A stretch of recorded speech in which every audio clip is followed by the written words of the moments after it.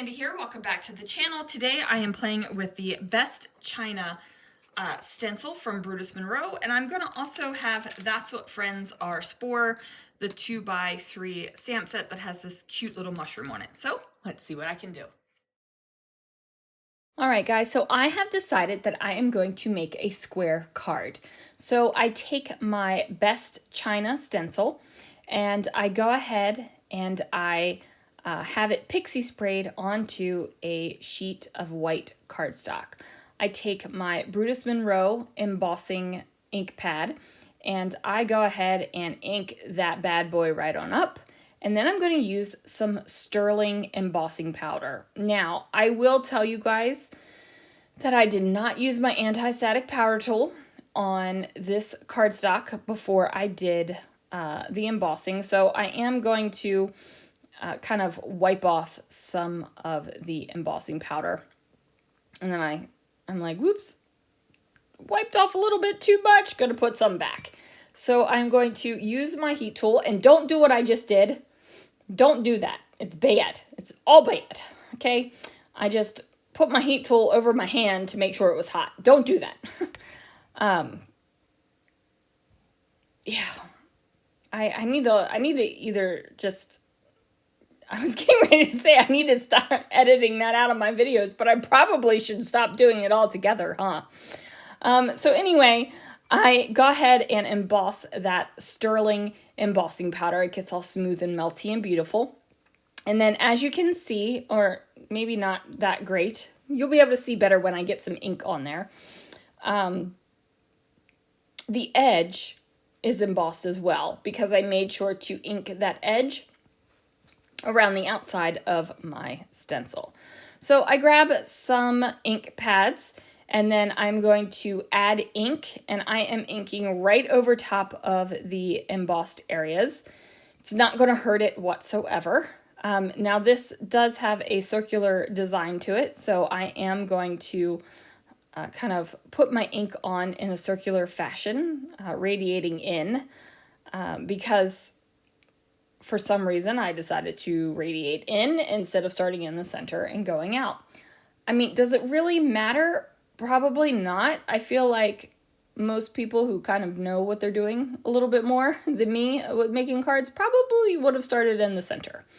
But that happens. So now I'm going to put my heat tool over that one more time, and that is for a couple of reasons. I want the Distress Oxides to dry, and then I also just want to make sure that my embossing is fully embossed. So I take a microfiber cloth, I think that's microfiber, I don't know, and buff the ink off of the embossing powder. And you saw it kind of like come up like magic there. So now I'm going to take that adorable little mushroom stamp and stamp this bad boy out. And then I am using the Brutus Monroe Raven Detail ink, and I run my heat tool over it just to make sure that the ink is completely dry before I start markering in. And that is a highly technical term, you guys, markering in. And I'm just using some coordinating colors to what is already on my card base. So I'm using the greens and the teals and all the things. Now, I just got some markers, so I don't really have them in any kind of order. I am trying to do a little bit of kind of marker blending on the paper, but this is just regular cheap white cardstock. It's not any kind of great cardstock for blending. So I do try to blend a little bit. I also add in a couple little dots, you know, like how mushrooms do with their dots. So I like how it turns out. By no means will I ever pretend to know what the heck I'm doing with the coloring, but I have fun with it. And that's really what matters, right? Like you need to have fun with it. So I am still messing around with the mushroom, doing all kinds of layers of color and things like that. But like I said, I'm having fun playing.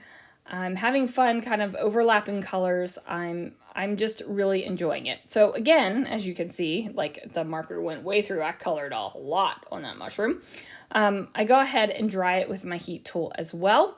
And then I am going to fussy cut this little guy out. So fussy cutting, I've said this before, I will say it again. When you are fussy cutting, you want your scissor hand to be as still as possible. You want to just basically open and close the scissors, and you want the movement to be in the hand that is holding your project, okay? That's going to give you the smoothest cuts.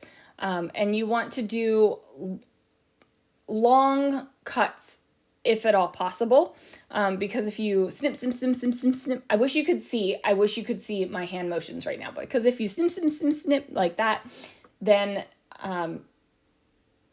you're more likely to have less smooth edges, right? And so then I decide that my scissors are way too big to get in there. Even my tiny scissors are way too big to get in there. So I go ahead and use a blade to get into the very tiny little bits. So I'm like, yes, I love it. I love how the mushroom is coordinating with my background, but this mushroom needs to be shiny, right? Like I am like, no, this mushroom needs shine. So what I do is I take my Brutus Monroe Embossing Ink and I just put that ink right over top of that mushroom. And then I am going to emboss it with Icicle Embossing Powder. So Icicle Embossing Powder is a clear embossing powder. And it is fabulous. Absolutely fabulous.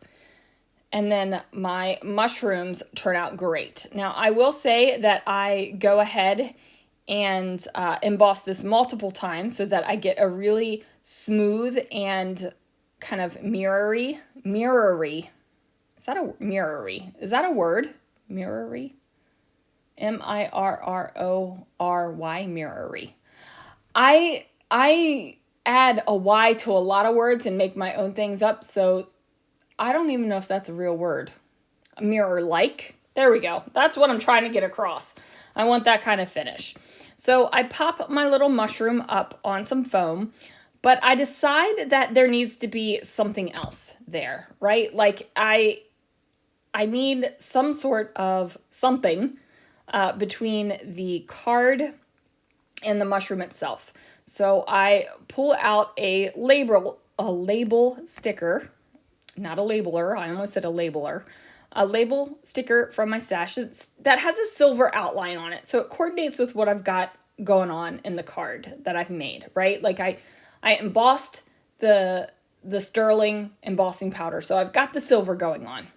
And then I'm just going to stamp my sentiment right on top of that label, layer my mushroom on top of that, and then I am going to make my card base. So a lot of the times in videos, I don't show the card front being put onto the card base because, you know, that just is something that happens. And a lot of the times I don't put my card front onto a card base until I'm ready to actually send the card or give the card.